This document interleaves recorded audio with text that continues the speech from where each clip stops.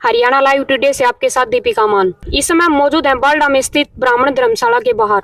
ब्राह्मण धर्मशाला के अंदर एक मीटिंग चल रही है और उस मीटिंग की अध्यक्षता कर रहे हैं सोमवीर शर्मा।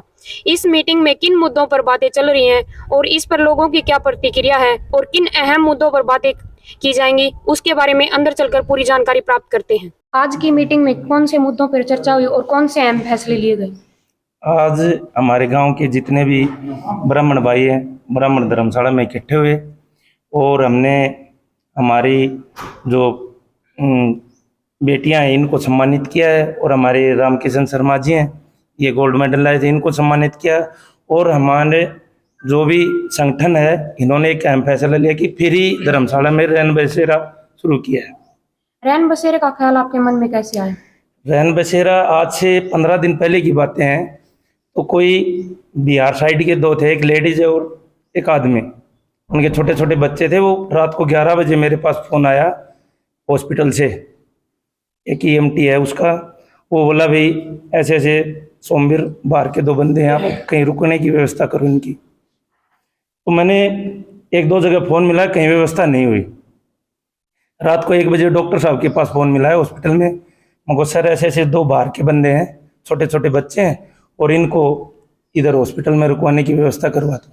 तो डॉक्टर साहब तुरंत आए रात को उठ के और चौकीदार को बोल के वो वहाँ रखवाए। और सुबह 10 बजे डॉक्टर साहब ने मेरे पास फ़ोन किया, अब वही एक बात बता, आज तो मैंने रुकवा ली, ये कल कोई हो गया तो कहाँ रोकोगे? तो इसलिए मैंने मेरे सारे काका ताऊ भाई सब इकट्ठे किए और इनके सामने मैंने ये प्रस्ताव रखा भाई हमारी धर्मशाला के अंदर रैन बसेरा शुरू किया जाए तो बाहर से जो भी आदमी आए उसको कोई परेशानी नहीं हो। धरातल पर रैन बसेरे की व्यवस्था को आप कितना सक्सेस मानते हो? मैं सब भाइयों का सहयोग और कोई भी संगठन इसमें मदद कर सकता है हमारी। और हर रोड पे हम पोस्टर लगवाएंगे, नंबर देंगे और यहाँ के चौकीदार रहते हैं उनको बोलेंगे भी कि रात के समय कोई भी ऐसा परेशान आदमी हो तो हमारे पास खोल के हम धर्मशाला में लाके उसको छोड़ देंगे और उसको सोने के कपड़े बिस्तर सब उपलब्ध करवाएंगे। बसेरे की व्यवस्था में आप अकेले हो या फिर किन लोगों का सहयोग है? रैन बसेरे हर आदमी का सहयोग है। हमारे संगठन जो गांव के जितने भी मेरे काका ताऊ भाई जो भी हैं, बाजार से भी जो आदमी है, उस हर आदमी का सहयोग है। एक आदमी से कुछ नहीं होता। एक आदमी तो देसी भाषाड़ी बादशाह बैठ के रोए भी कौन जा। तो हर आदमी का सहयोग है इसके अंदर। और मैं ये और कहना चाहता हूँ, एक हर भाई मेरा साथ दे इसमें, कोई भी ये नहीं हो अभी किसी ने मालूम चल गया तो उससे वो ना हो, कोई परेशान नहीं हो बाजार में। धन्यवाद शर्मा जी। नमस्कार अंकल जी। नमस्ते। आपका नाम? महेंद्र शर्मा। रैन बसेरे के अलावा इस मीटिंग में किन अलग मुद्दों पर बात हुई है? देखिए ये हमारे पूरे ग्राम के जितने भी ब्राह्मण हैं, ये भवन तो है पूरा सिंदोलिया खाप चौरासी का, और ये जो रैन बसेरे की जो सुविधा दी गई है ये ग्राम की तरफ से दी गई। ग्राम के जो जितने भी युवा साथी हैं उन्होंने बहुत कड़े फैसले लिए हैं और उनको अमले जामा पहनाना शुरू कर दिया है इन्होंने।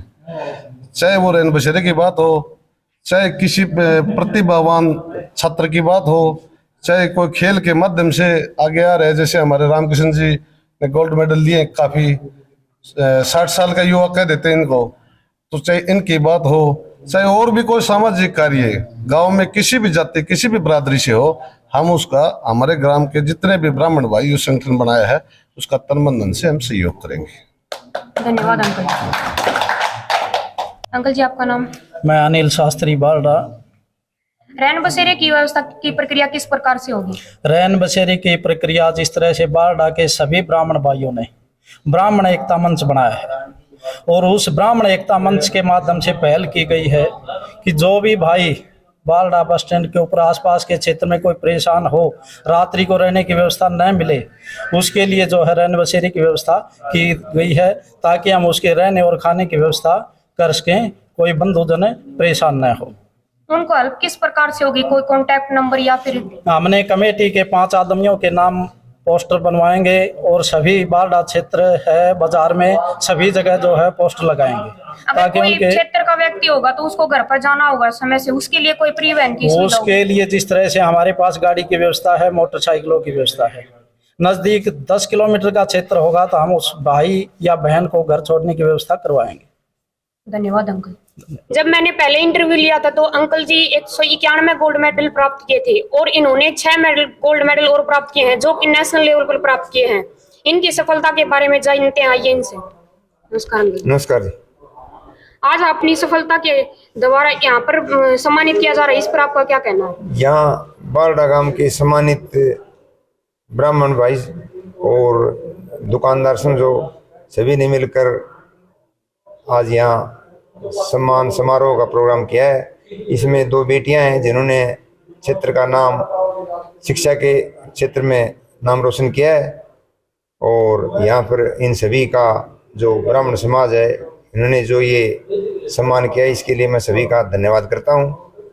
अभी ये 6 गोल्ड मेडल हमारे यहाँ जयपुर से आए थे नेशनल के, तो टोटल 197 मेडल हो गए हैं हमारे। धन्यवाद अंकल। धन्यवाद। JRF क्वालिफाई करने पर आज आपको सम्मानित किया जा रहा है, इस पर आपका क्या कहना है और आपको कितनी खुशी है? ब्राह्मण मंच ने जितना मुझे आज जो मान व सम्मान दिया है उसके लिए मैं जितने भी मेरे चाचा ताऊ, जितने भी मेरे भाई हैं, उनका मैं सभी का तहे दिल से जो है धन्यवाद करती हूँ कि जो आज उन्होंने जो मान व सम्मान मुझे दिया है उनका जो मान व सम्मान मैं कभी भी नीचे नहीं गिरने दूंगी और हमेशा उनका जो सम्मान है वो ऐसे ही ऊपर उठा के रखूंगी। तो मैं बहुत तहे दिल से जो है अपने ब्राह्मण मंच का, समाज का, सभी का धन्यवाद करती हूँ। अगर हम समाज की बात करें तो समाज में लोग जो प्रगतिशील बच्चे उनको छोड़कर बुराई की दिशा में उन पर पैसा लगा रहे हैं, उनके बारे में आपकी क्या राय है? देखिए, जो बच्चे बुराई की तरफ जा रहे हैं उनसे तो मैं यही कहना चाहूँगी कि अपनी अच्छी तरीके से जो है एक अच्छा टारगेट लेके चले और अच्छे तरीके से अपनी पढ़ाई को जो है आगे लेकर जाएं, जिससे कि उनके जो ये कदम है वो डगमगाए नहीं और अच्छे तरीके से जो अपने माता पिता का नाम है वो रोशन करें। धन्यवाद प्रवेश किशोर। दिखने में तो आप इतनी छोटी दिखाई देती हो, लेकिन आपने इतनी बड़ी सफलता हासिल की है। आपने नीट की परीक्षा क्वालिफाई है, इस सफलता का राज क्या है? मतलब जब आपके ऊपर माँ बाप का आशीर्वाद होता है और मतलब बड़े गुरुजन जब आपके साथ होते हैं तो मतलब ऐसी कोई भी चीज़ नहीं है जो आप हासिल नहीं कर सकते। और जो मेहनत जो होती है ना वो मतलब आप किसी भी क्षेत्र में कर लो वो आपको उतना लौटा के जरूर देती है। तो बस मैं इसका श्रेय मेरे माता पिता, मेरे गुरुजन और मेरे जितने भी मतलब काका ताऊ, जो भी मेरे घर पे जो भी लोग हैं, मम्मी पापा, सब उनको ही देना चाहूँगी। उन्हीं की जो आशीर्वाद है उनकी वजह से ही मैं इतने बड़े मुकाम पे पहुँच पाई हूँ। क्या आपके परिवार में कोई डॉक्टर है? नहीं, मेरे परिवार में मतलब पहले डॉक्टर बनने का सपना किसी ने देखा ही नहीं कोई डॉक्टर है। तो इसकी प्रेरणा आपको कहाँ से मिली?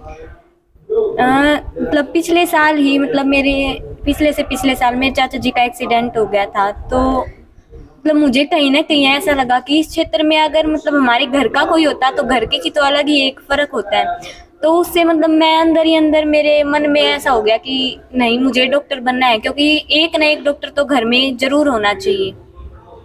बस मैं इसी जो ये घटना हुई मेरे साथ उसी से ही मैंने इसकी प्रेरणा ली।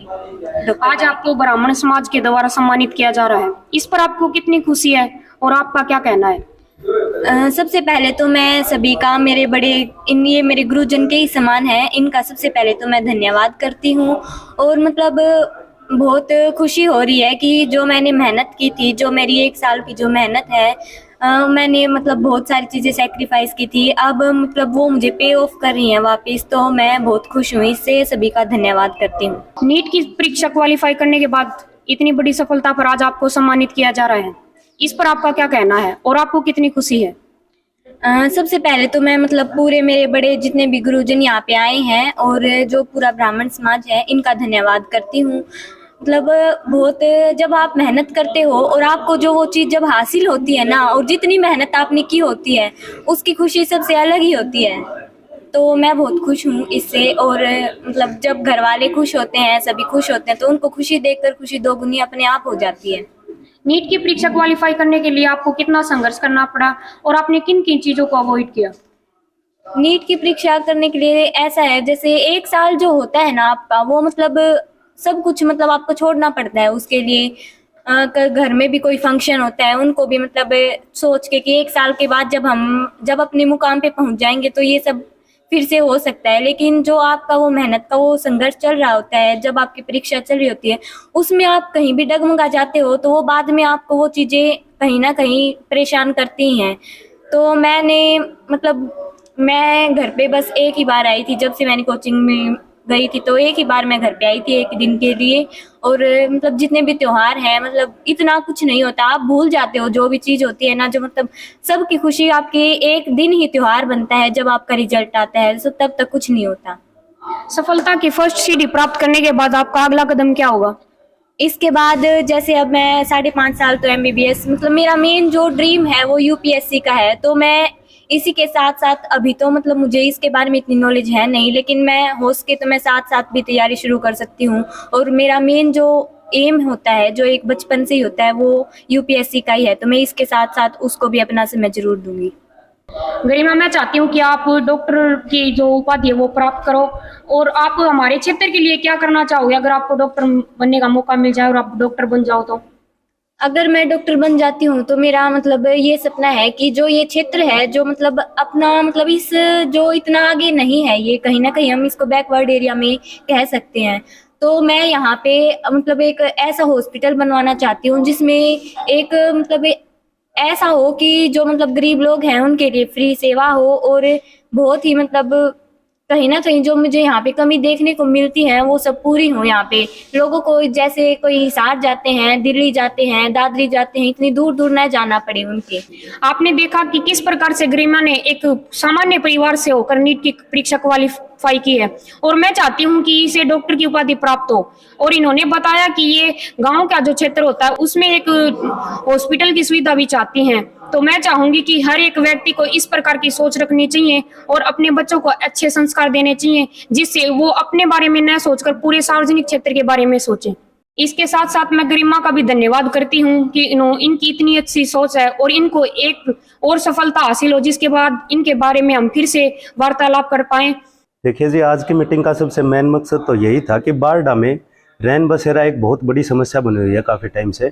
तो ब्राह्मण समाज के लोगों ने, जो यहाँ बारडा के ब्राह्मण समाज के लोगों ने एक एकता मंच का गठन किया है, जिसमें इस फैसले के बारे में गहन चर्चा की गई और यही डिसीजन लिया गया इसमें कि बारडा ब्राह्मण भवन में, जो कि भवन तो सिंदोलिया खाप का है, लेकिन बारडा गांव के जो ब्राह्मण भाई हैं वो सब मिलके रैन बसेरा शुरू करने जा रहे हैं इसमें, जिसमें किसी भी भाई दूर दराज से जो कि बस स्टैंड पे इंतज़ार कर रहा है, किसी बस का लेट हो जाता है यहाँ पे बारडा में, तो उसको रहने खाने की पूरी व्यवस्था बारडा भवन में दी जाएगी। सबसे मेन मुद्दा यही था। इसके साथ साथ मीटिंग के और भी अनेक मुद्दों पर चर्चा की गई।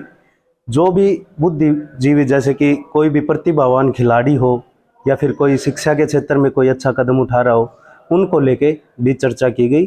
तो जो शिक्षा के क्षेत्र में जितने भी लड़कियां लड़के जो आगे निकल रहे हैं उनको सम्मानित करने के बारे में, प्रोत्साहन राशि देने के बारे में, ऐसे बहुत सारे मुद्दों पर चर्चा की गई है। खिलाड़ियों को सम्मानित करने के बारे में चर्चा की गई है, या फिर किसी भी क्षेत्र में किसी भी भाई को बहन को आर्थिक मदद, जैसे कि विवाह शादी के बारे में या फिर किसी भी और चीज़ के बारे में, आर्थिक या सामाजिक जो भी मदद की जरूरत होगी, वो ब्राह्मण एकता मंच बारडा हमेशा तत्पर मदद के लिए तैयार रहेगा। आज की मीटिंग में प्रधान सोमवीर शर्मा के द्वारा रैन बसेरे की व्यवस्था पर जो बात हुई है और पूरे ब्राह्मण समाज के द्वारा इसमें सहयोग किया गया है और संगठन बनाकर इसको सुचारू रूप से चलाया गया है।